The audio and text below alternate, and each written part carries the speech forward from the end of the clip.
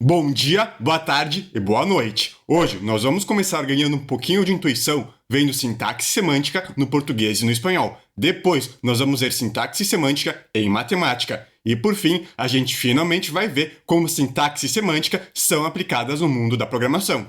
Eu tenho uma pergunta para fazer para você. Como você está? Mas tem alguma coisa errada, não tem? Tem sim, porque quando a gente escreve uma pergunta, a gente tem que terminar com um ponto de interrogação. Então, vamos fazer uma correção. E pronto!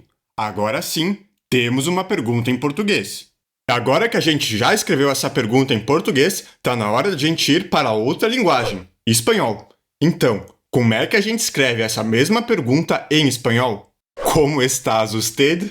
Eu não sei se eu pronunciei certo, mas mesmo assim tem alguma coisa errada, não tem? Eu tentei fazer a mesma coisa que eu fiz em português, aqui em espanhol. Escrever a pergunta e terminar ela com um ponto de interrogação. Mas ainda está errado, porque em espanhol a gente não pode colocar o ponto de interrogação só no final da pergunta. A gente tem que colocar um outro ponto de interrogação invertido de cabeça para baixo no início da pergunta. Então agora sim, fazendo as alterações, a gente tem a pergunta feita da maneira correta em espanhol. E você, Quadrit, como estás? Hambre! Ah, você tá com fome, é? Tá bom então, depois que a gente acabar aqui, eu vou fazer uma tapioca muito deliciosa para nós dois. Mas e como é que pode o mesmo conceito de criar uma pergunta ter regras diferentes para diferentes linguagens?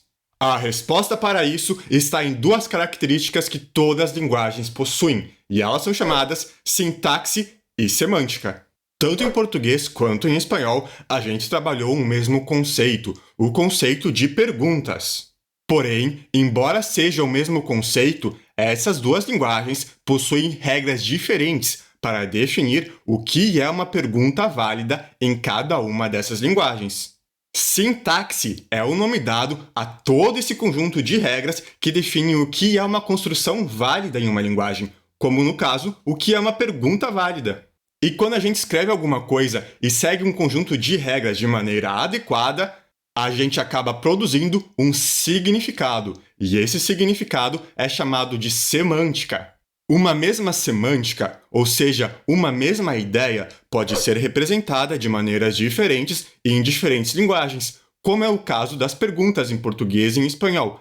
Mas para atingir a semântica de pergunta em cada uma dessas linguagens, ou seja, para escrever algo que tenha o significado de uma pergunta, você vai ter que seguir sintaxes diferentes, que são as regras de escrita que são definidas em cada uma dessas linguagens.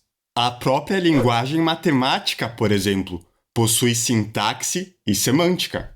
Por exemplo, se eu pedisse para você representar uma adição, você poderia colocar um número do lado esquerdo e depois colocar o símbolo de adição e então, no lado direito, colocar um outro número, e assim você estaria representando a adição entre dois números. Perceba que você acabou de criar uma semântica, ou seja, um significado, uma ideia, uma representação de adição. E você fez isso a partir do uso de sintaxe, ou seja, a sintaxe foi o conjunto de regras que você seguiu para produzir a semântica de adição. Sintaxe produz semântica, ou seja, significado, quando utilizada corretamente. Vamos perceber uma coisa juntos. Se você colocasse o número do lado esquerdo, colocasse uma batata no meio e colocasse um outro número do lado direito, isso não ia ter nenhum sentido matematicamente falando. E não, isso daí que está escrito não representa o número 103. E isso acontece porque essa construção não segue nenhuma das regras de sintaxe definidas pela matemática, e por causa disso não consegue produzir nenhum significado matemático. Eu fiz isso para deixar as coisas um pouco mais claras, entre elas que o próprio símbolo que você vai utilizar faz parte das regras de sintaxe. Embora essa construção não faça sentido matematicamente, ela faz sentido para mim. Olha só. Quadrit, você quer comer essa batata enquanto a tapioca não fica pronta porque vai demorar um pouquinho? Ela quer comer a batata. E adivinha só, as linguagens de programação não estão livres de sintaxe e semântica. No mundo da programação, existe um mundaréu de conceitos que não acaba mais. Como, por exemplo, loops, variáveis, funções e eu não vou colocar 3 pontinhos, mas 6 pontinhos, porque tem muita, mas muita mais coisa, viu? Cada um desses conceitos, ou seja, semântica, são implementados de maneiras diferentes em linguagens diferentes. E isso acontece porque cada linguagem possui sua própria sintaxe, ou seja, seu próprio conjunto de regras que definem o que é uma implementação válida. E por isso, a implementação desses conceitos varia. E é essa mesma a ideia. Uma mesma semântica pode apresentar representações diferentes em diferentes linguagens, onde a maneira como ela vai se apresentar em cada uma dessas linguagens vai depender da sintaxe, ou seja, conjunto de regras definido pela linguagem. E olha só, a Quadrit me pediu se eu podia dar um exemplo mais específico daquilo que eu estou falando. E é exatamente isso que eu vou fazer. A gente vai ver como é que o mesmo conceito possui diferentes regras de escrita, diferentes sintaxes. E o conceito que a gente vai ver é o conceito de loops, que são estruturas de repetições utilizadas nas linguagens de programação.